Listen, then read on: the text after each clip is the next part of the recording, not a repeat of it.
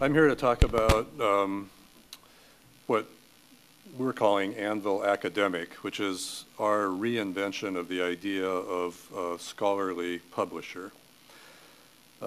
We look at it as a way to publish what we call post-monograph scholarship, but bring traditional publishing discipline and conference of status and everything to the published artifact. And we actually started this on a somewhat less ambitious vision back in 2007 at Rice University Press. And I usually preface this story by saying I want to start this talk with a murder story. We wanted to be an open access publisher. We wanted to be digital, but we were still monograph centric in the sense that we were essentially a publisher of monographs. And we made those monographs available in print-on-demand form, but they were also available on a digital platform with a lot of extra stuff. So there were sort of these enhanced digital versions that you could purchase in print form from a print-on-demand publisher. And I say monograph-centric partly because the monograph was essentially the form of our published work. But also, it turned out that about 99% of the work that we put into these things went into problems having to do with the print-on-demand production. And it also, both implicitly and explicitly, had the business model that we could drive down our editorial costs by using all these digital workflow management things to the point where we could support ourselves or largely support ourselves on our print sales.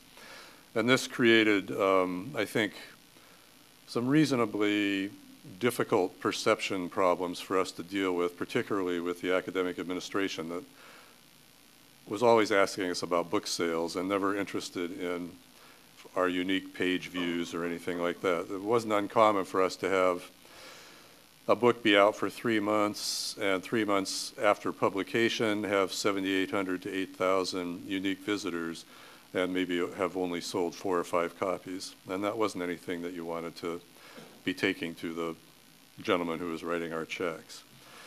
So after 3 years, Rice University Press was murdered by the provost. In his defense, he was found in the library waving a bloodied budget axe, but pointing the finger at the editorial board. So there's some question about guilt or collective guilt there. But in any event, there was an economic downturn. Everybody at Rice kind of panicked. And as one gentleman in the room here described to the press, it was the low-hanging fruit when it came time to cut the budget. But I think in retrospect, there were some problems with our vision, and we kind of went into a collective retreat, thought things over a lot, and came back with this anvil idea.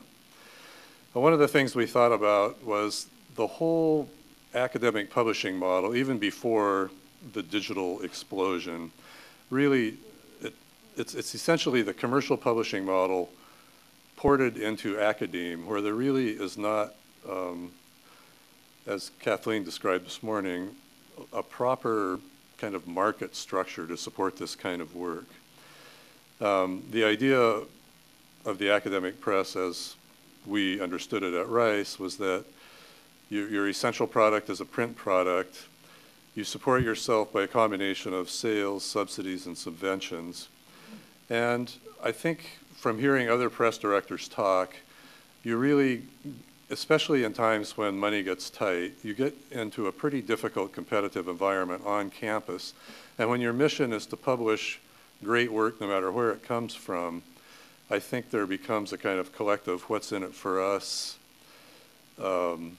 maybe not directly stated, but it's there in the backs of the minds of faculty who are seeing their own research budgets cut for the sake of this thing that is basically supporting a bunch of free riders out there somewhere. And then, of course, there's this underlying market problem. 2 years ago, I was at the Charlotte conference, and I heard someone in the audience say this thing about academic publishing's business model. And this was in the context of libraries talking about what they were calling these canyons of these printed books that nobody was using anymore. And they were throwing out some really alarming statistics about basically the lack of use, the lack of circulation of these print products. And so we just started thinking more and more about how do you, I mean, the publisher obviously fills an incredibly vital role in the whole, not only the distribution, but the kind of credentialing and the legitimization of this academic research that, as Kathleen also said this morning, often can be really, really important work. It may not be recognized for decades, but at the time that it appears, there may not be a market for it in the kind of classic market sense that I think, again, is mistakenly brought to the academic ideas marketplace.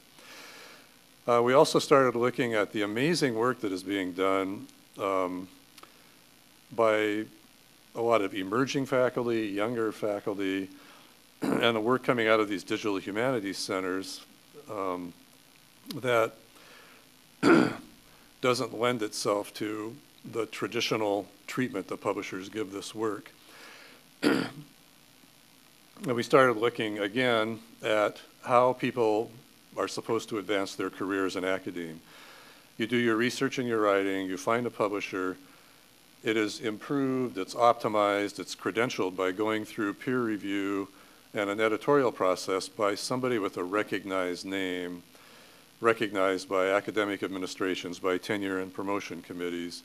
You publish this work, it's possible that nobody will read it, but the reputation of the publisher will get you to that promotion and tenure sort of prize that we're all after here. The DH scholar, on the other hand, is doing research writing and often his or her own coding, and they're producing these new genres of scholarship. Very exciting. There's a lot of uptake when they post this stuff to the web. It's disseminated all over the world instantly. It's widely used and widely cited, and as I am told again and again when I do acquisitions work for Anvil, it is the death of their careers. They can't advance, they can't take this stuff to their promotion and tenure committees. They can't persuade them that this has the value that traditionally measured academic work has. Meanwhile, that the outlets for that traditional work are getting smaller and smaller and harder to sustain all the time. So basically, this became a what's wrong with this picture exercise for us, and the Anvil model is more or less designed to really kind of aggressively go after this problem on both fronts. When we started the Rice University Press, there was a really wonderful woman there named Isabel Brown Wilson, who over the years was one of the, maybe the largest donor to Rice. And her father had started the original Rice Press that was put out of business in 1999, and their family was always unhappy about that. So we went to her with our Rice proposal, and she was very generously gave us some funding to get us started. And when the press was closed down again, she was actually pretty upset, and she wrote a letter to the president, and that was the first that he even heard that it was being closed, and it turned into this big fiasco at Rice. But we went back to her with this kind of new, grander vision, and she very generously gave us our startup grant. We wouldn't be here today if it weren't for her. And we were able to get matching funds from these other organizations that are listed here, either in monetary terms in almost all of their cases or in some kind of in-kind contribution. Nines here at the bottom is in many ways our mentor for how you produce and vet this kind of scholarship. So they're very much a part of our editorial vision. And the other institutions here now, all of them either through their president or their provost or their chief information officer have chipped in money to help match this Brown Foundation grant and get us started. One of the first things we set out to sort of define for ourselves is what exactly is it that we want to publish. I mean, we want to publish in the humanities, we want to be an open access publisher, and we want to be a post-monograph publisher.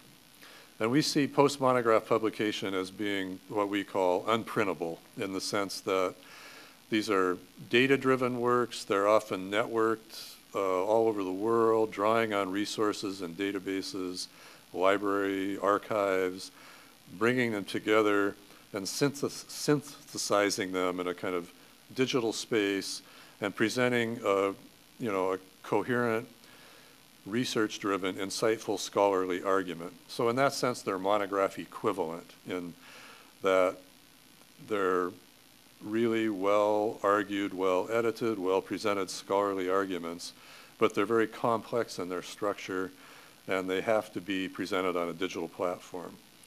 So the metrics and the standards are very traditional. And in our editorial board and our board of directors, we've been very careful to include really good, cutting-edge digital scholars and researchers, but also traditional scholars, often older, who can bring their reputations and their traditional scholarly values to evaluations of these works. So we want things that demonstrate really effective, compelling use of digital technologies, but they really have to make a significant traditional contribution to their discipline. So that's kind of our mission on the editorial side. Apply traditional publishing metrics to new form scholarship. Be really rigorous as editors. Be really strict and tough with our peer review. And it is our hope that through early publications, demonstrating what we do and being really open about our process, that we can build this Anvil name into the kind of reputation as a publisher that can give a really credible imprimatur to scholarly work that we will hope as we kind of refine and develop our argument for what we're doing, that authors will feel comfortable in devoting their time and in risking their kind of career advancement, putting their energy into this kind of work, as opposed to kind of compromising their dreams and their visions to produce more traditionally measured scholarly work. That said, a lot of what we're doing is really uncharted territory for everybody, not only the authors, but for those of us who want to really make a case for this in academic arenas where there's just not a lot of enthusiasm about it. And in fact, this is something that happens to us quite often. We get, there are two things that happen. One, and this happened to me at Rice, we got an amazing manuscript, which we ultimately published, but when the author brought it to us, she said, I would never dare publish this if I didn't already have tenure. On the other side of the coin is this kind of thing where someone who has a reputation in the digital humanities community as a really good digital humanities scholar gave us a proposal that we accepted with a great deal of enthusiasm, and then he withdrew it when his monograph proposal was accepted elsewhere by a publisher, and then these words, at my current institution, a sustainable career in digital humanities means building upon some fairly conventional scholarly foundations. We feel that we're taking on a really hugely systemic problem that of all the, in comparison with the technical issues, the genre issues, all of those things pale in comparison with this particular problem, which I think is just really, really, really, really tough, and none of us really knows how to fight it except just to kind of keep trying and building really compelling titles that we think will make our case for us. So to that end, we're now kind of in what we call a proofs of concept phase. We put out a call for proposals a few months ago called Build Upon, where we asked people to submit proposals to us for scholarly arguments that were built upon some kind of digital archive somewhere. And we got some really good proposals, and after putting the proposals through editorial review and peer review, we accepted 3 of them, which are now nearing deadline time for them to submit completed works to us. One is called Alice in Dataland, and it's building largely upon the Alice archives at the University of Florida Library, which are really astonishing. And that's the thing about these digital archives. A lot of these librarians have been building these amazing things that I think are really under-noticed, because there isn't this body of scholars that really is attacking this stuff and finding a way to publish work about it, build arguments about it, show how these things can be used in a really compelling way. So the Alice in Dataland project is not only drawing on these things and kind of showing the constantly shifting identity in the culture of Alice through these kind of weird media presentations, but she's also drawing on, you know, YouTube videos of the first silent movie, Alice in Wonderland, cartoons, all kinds of stuff from all over the world. It's really an amazing thing that she's building. Design and layout of the richest manuscript of the Iliad is taking material from the Homer multi-text project. There's a description that's following on the next slide. And imagining ancient Corinth is also another thing that's sort of networked, in the sense that they're taking stuff from the Perseus database, they're taking stuff from the Orbis project at Stanford University, and they're taking stuff from Google Earth, taking this travelogue through ancient Corinth and bringing in these mapping images so students can interact with this stuff and relive some of these journeys and see what these early travel experiences were like, at the same time studying Greek text. And this gives you sort of an idea of the sort of wacko technical approach that Anastasia Salter, who is the scholar in question here, is taking. These proposals, as you can see, are considerably different from what a traditional proposal for an article or monograph project might look like. And there's one of the things that we're constantly wrestling with is, where do we leave off in evaluating the kind of the scholarship, the scholarly argument, the contribution to the discipline, and to what extent do we expect our authors to make a technical contribution, or should we be evaluating this stuff based on their technical skill or their technical imagination? These are things that I think we're just going to be working out. We have pretty heated discussions on our editorial board about this, with people kind of coming at it from all different directions. And it's the same thing here. This gentleman is taking a traditional metric and applying it to a massive database of material and coming up, we're betting, with some pretty compelling insights that I think would not have been possible without building a kind of coded approach to this. And this, I think, too, is a really highly ambitious thing, and it's going to depend in large part on some of these other platforms over which we're working with the people that have built these things, but we don't have ultimate kind of editorial control over their performance. So we'll see, you know, how robust these things are when they finally approve. But the kind of the draft versions of all three of these things, and particularly this one that I've seen, are really, really compelling uses of digital technology to, I think, take scholarly argument to a whole new level. And that's kind of what the anvil goal at this point is. We also have formed some partnerships, I think, that will help us publish new form digital scholarship, but also kind of document what we're doing, cooperate with other people who are embarking on similar or related efforts.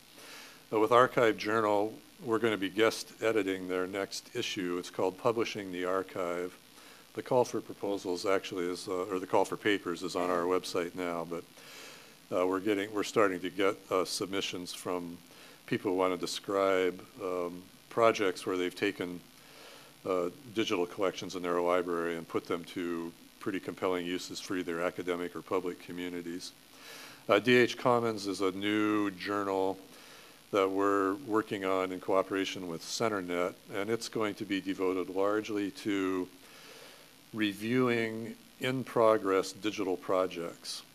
It's a way to kind of document the state of the art in the digital humanities, and it's a way to work with people who are kind of in mid-project with our editorial staff and with our peer review panels and stuff as a way to maybe make some of these things more formally publishable and potentially anvil publications. With the Internet Archive, we've partnered with them so that they can, at this early stage for us, where we have these complicated network titles, at the archive you can, it's at the archive IT service, you can essentially make them look like, you can draw in websites from all over the world, organize them under a single title, give them really proper metadata and cataloging information. Internet Archive makes 3 copies of these things, and they crawl the websites daily, even more frequently if we ask them to. So it gives us a sort of an early stage preservation strategy for until we're sort of more robust. But the way we operate now, we don't really host anything. All of our publishing and editorial work is sort of it's a service provision. Hosting is done elsewhere, and so we're using the archive as a kind of improvised interim plan for cataloging, metadata tagging, preserving these things in their early form. With Trinity College, they came up with a pretty nifty thing that they invented down there. They put together, they melded the comment press with the Pressbook interface and put it on a WordPress platform. And it allows us to do some experiments with text-based things, or to take out sometimes the textual component of an argument in one of our publications and put it out there for dialogue with readers, open peer review, and if we want, we can flow that copy out into ebook form that can either be distributed freely or might be a possible revenue stream somewhere down the road. This for us is really kind of an experiment, and it's kind of a side project, but I think it shows a lot of promise for kind of scholarly dialogue back and forth, and another way, I think, for the kind of open community to collaborate with authors in building scholarly argument. So we're expecting our first 3 publications to come out in this coming fall. We're working on them now. We also have a call out for proposals now called Visualizing the Classics, where we're asking classic scholars to come up with what they consider really compelling data visualization projects using materials from classic studies.